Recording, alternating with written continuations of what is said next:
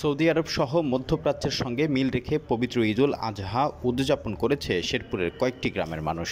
রবিবার সকাল ৮টায় সদর, নকলা, নাতিলাবাড়ী ও ঝিনাইগাতী উপজেলায় কয়েকটি এলাকায় ঈদের নামাজ অনুষ্ঠিত হয়। ঈদের জামাতের আয়োজকরা জানান, সৌদি আরবের সঙ্গে মিল রেখে তারা দীর্ঘদিন যাবৎ ঈদের জামাতের আয়োজন করে থাকেন।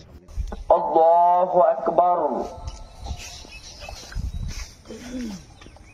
গ্রামগুলো হলো শেরপুর সদর উপজেলার উত্তর ও দক্ষিণ চরখারচর, বামনের চর, গাজীর খামার, দিগ্গাপাড়া সহ আরও বেশ কয়েকটি জায়গা। এ বিষয়ে নকলা থানার ভারপ্রাপ্ত কর্মকর্তা কাদের মিয়া বলেন, নকলায় সৌদি আরবের সঙ্গে মিল রেখে কিছু মুসল্লি ঈদের নামাজ আদায় করছেন। তাদের নিরাপত্তার বিষয়টি আমাদের নজরে ছিল।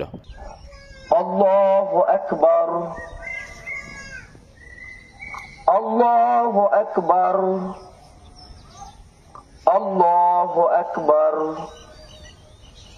আল্লাহু আকবার, আল্লাহু আকবার, আল্লাহু আকবার, আল্লাহু আকবার।